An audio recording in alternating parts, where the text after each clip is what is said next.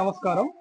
ఈరోజు మరి కేంద్ర రాష్ట్ర ప్రభుత్వ ఉద్యోగులకు అందిస్తున్న పెన్షన్ విధానాన్ని బట్టి మనం ఒకసారి అధ్యయనం చేయాలని చెప్పేసి ఈ వీడియో చేయడం జరుగుతుంది. సో గతంలో మనకి ఓల్డ్ పెన్షన్ స్కీమ్ కింద ఉండేది.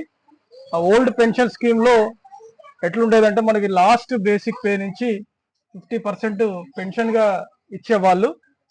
సో దీనివల్ల కలిగే ప్రయోజనాలు ఏంటంటే ఒకవేళ పెన్షనర్ చనిపోయినా కానీ అది ఫ్యామిలీ పెన్షన్ గా కన్వర్ట్ అయ్యి ఆ పెన్షనర్ వైఫ్ కి కూడా అంటిల్ డెత్ పెన్షన్ వచ్చేది.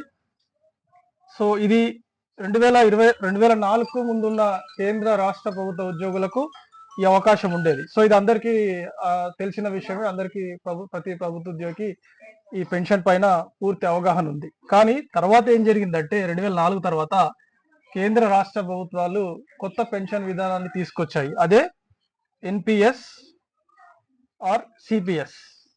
ఎన్పిఎస్ అంటే ఇది న్యూ పెన్షన్ స్కీమ్ అంటారు, లేదా కాంట్రిబ్యూటరీ పెన్షన్ స్కీమ్ అని కూడా అంటారు. సో ఈ కాంట్రిబ్యూటరీ పెన్షన్ స్కీమ్ అంటే ప్రతి ప్రభుత్వ ఉద్యోగి కానీ లేకుంటే ప్రభుత్వ ఉద్యోగం చేయకుండా ఉన్న వాళ్ళు కానీ ఈ పెన్షన్కి అర్హులు. ఇందులో ప్రభుత్వ ఉద్యోగికి ఎట్లాంటి కండిషన్స్ ఉంటాయంటే వాళ్ళు డ్రా చేసే బేసిక్ పే మరియు డిఏ, బేసిక్ పే మరియు డిఏ కలిపి 10% వాళ్ళు ఈ ఎన్పిఎస్ అకౌంట్కి ప్రతి నెల బదిలీ చేయడం జరుగుతుంది. సో ఒక ఉద్యోగి బేసిక్ పే మరియు డిఏ కలిపి వచ్చే అమౌంట్లో 10% వాళ్ళు ఎన్పిఎస్ కి జమ చేస్తారు.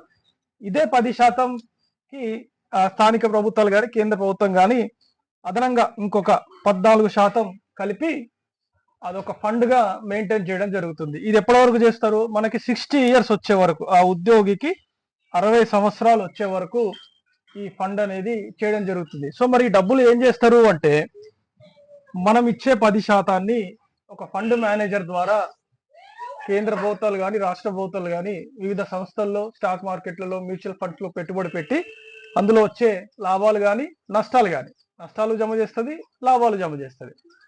సో ఈ విధంగా ఈ స్కీమ్ లో ఉంటది. సో ఇది కూడా మనకి గత 2004 సంవత్సరం నుంచి తర్వాత వచ్చిన స్కీమ్ కాబట్టి ఇది కూడా అందరికీ అవగాహన ఉంది. ఇప్పుడు మనకి ముఖ్యంగా తెలియాల్సింది ఏంటి అంటే ఈ యూనిఫైడ్ పెన్షన్ స్కీమ్ అంటే ఏప్రిల్ 1,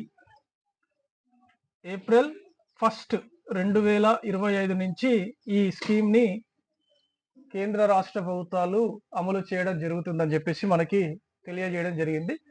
ఈ యూపీఎస్ ఏంటి అనేది మనం ఇప్పుడు క్లియర్ గా తెలుసుకుందాం. రైట్. సో యూపీఎస్ అంటే యూనిఫైడ్ పెన్షన్ స్కీమ్. సో ఈ scheme only state and central government employees కి మాత్రమే వర్తిస్తుంది. గతంలో లాగా ఎన్పిఎస్ స్కీమ్ లో లాగా ఎవరికి పడితే వాళ్ళకి ఇది అప్లై అయ్యే అవకాశం లేదు. కేవలం కేంద్ర రాష్ట్ర ప్రభుత్వ ఉద్యోగులకు మాత్రమే ఈ యూనిఫైడ్ పెన్షన్ స్కీమ్ అనేది వర్తిస్తుంది. అండ్ ఈ స్కీము ఏప్రిల్ 1, 2025 నుంచి అమలులోకి రావడం జరిగింది. సో ఇక్కడ మనకి చాలా విషయాలు తెలుసుకోవాల్సిన అవసరం ఉంది. సో ఈ యూపీఎస్ అంటే సింపుల్ గా చెప్పాలంటే ఓపీఎస్ ని మరియు ఎన్పిఎస్ ని రెండు మిక్స్ చేసి తీసుకొచ్చిన స్కీమే ఈ యూపీఎస్ స్కీమ్ అని మనం చెప్పుకోవచ్చు.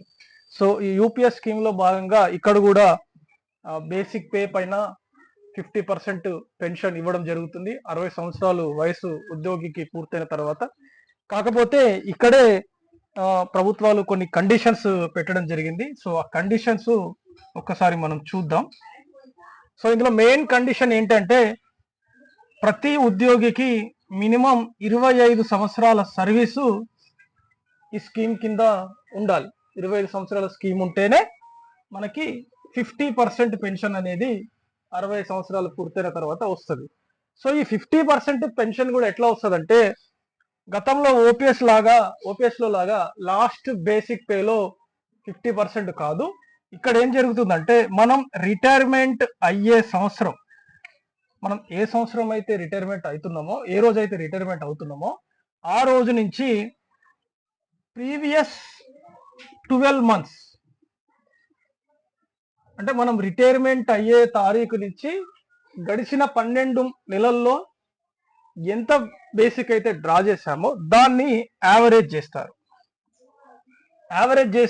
యావరేజ్ చేశాక వచ్చిన అమౌంట్ లో 50% మనకి పెన్షన్ గా ఇవ్వడం జరుగుతుంది.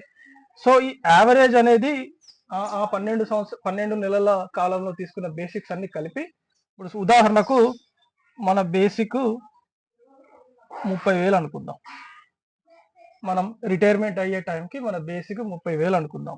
సో అందులో 50% పెన్షన్ గా ఇస్తారు, అంటే అది 15,000 రూపాయలు అవుతుంది.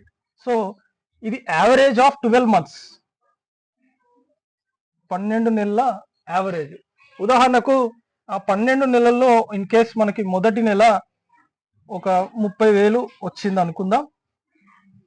కానీ మనం రిటైర్మెంట్ అయ్యే 11వ నెల కానీ 12వ నెల కానీ మనకు ఇంక్రిమెంట్ అవ్వడమో లేకుంటే ప్రమోషన్ అవ్వడమో జరిగి అది ఒకవేళ 45,000 రూపాయలు అయినా కానీ మనకి 12 నెలల బేసిక్ మాత్రమే యాడ్ చేసి దాన్ని యావరేజ్ చేస్తారు. యావరేజ్ లో నుంచి వచ్చిన 50% అమౌంటే మనకి యూపీఎస్ పెన్షన్ కింద మనకి ఇవ్వడం జరుగుతుంది. సో సేమ్ ఇందులో కూడా మళ్ళీ యూపీఎస్ పెన్షన్ ఫ్యామిలీ పెన్షన్ గా కన్వర్ట్ చేసుకునే అవకాశం ఉంది.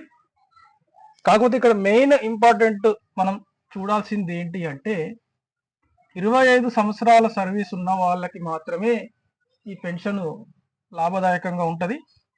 ఒకవేళ 25 సంవత్సరాల సర్వీస్ లేకపోతే, ఉదాహరణకు 20 సంవత్సరాల లోపే సర్వీస్ ఉంటే వారికి 40%గా, 15 సంవత్సరాల సర్వీస్ ఉంటే 30%గా, మినిమం 10 సంవత్సరాలు ఉంటే అది 20%గా మనకి పెన్షన్ చేయడం జరుగుతుంది. 10 సంవత్సరాల లోపు ఉంటే మాత్రం మనకి యూపీఎస్ లో చేరడానికి అర్హత లేదు, అంటే ఎటువంటి పెన్షన్ రాదు. సో ఇక్కడ ఇంకొక డౌట్ ఏమొస్తుందంటే, మరి గతంలో నేను ఎన్పిఎస్ లో జాయిన్ అయి ఉన్నాను, నేను యూపీఎస్ కి మారచ్చా అంటే ఎస్, ఖచ్చితంగా మారచ్చు.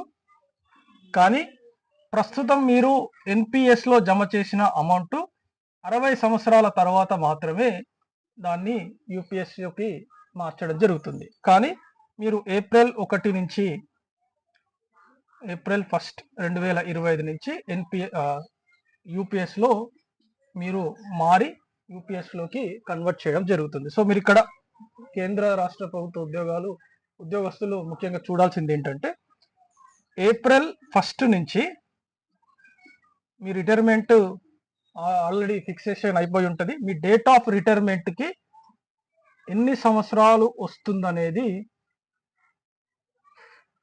నెంబర్ ఆఫ్ ఇయర్స్, అది మినిమం 20 ఇయర్స్ పైన ఉంటే మీకు అది ఈ యూపీఎస్ పథకం అనేది ఆమోదయోగ్యంగా ఉంటుంది. కాబట్టి మీరు ఇది ఒక పాయింట్ గమనించాల్సిందిగా కోరుతున్నాను. సో అంటే మనకు ఉన్న సమాచారం ప్రకారం అన్ని రాష్ట్రాలు కూడా గతంలో ఉన్న ఓల్డ్ ఏజ్ పెన్షన్ స్కీమ్ కి మారడం జరుగుతుంది. సో మన తెలంగాణ రాష్ట్ర ప్రభుత్వం కూడా ఆ విధంగా నిర్ణయం తీసుకుంటే బాగుంటుందని చెప్పేసి ఉద్యోగ సంఘాల నాయకులుగా మేము కూడా ఆశావాద దృక్పథంతో ఉన్నాము. సో ఏదేమైనప్పటికీ సో ప్రస్తుతం ఉన్న పరిస్థితులలో నా సలహా ఏంటంటే యూపీఎస్ కి మారడం మంచిది. 25 సంవత్సరాల లోపు సర్వీస్ ఉన్న వాళ్ళు ఈ యూపీఎస్ స్కీమ్ కి మారితే బాగుంటుందని చెప్పేసి నా అభిప్రాయం. సో నేను చాలా పాయింట్స్ కవర్ చేసిన అని అనుకుంటున్నా.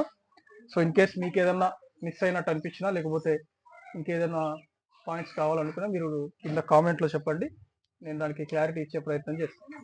Thank you.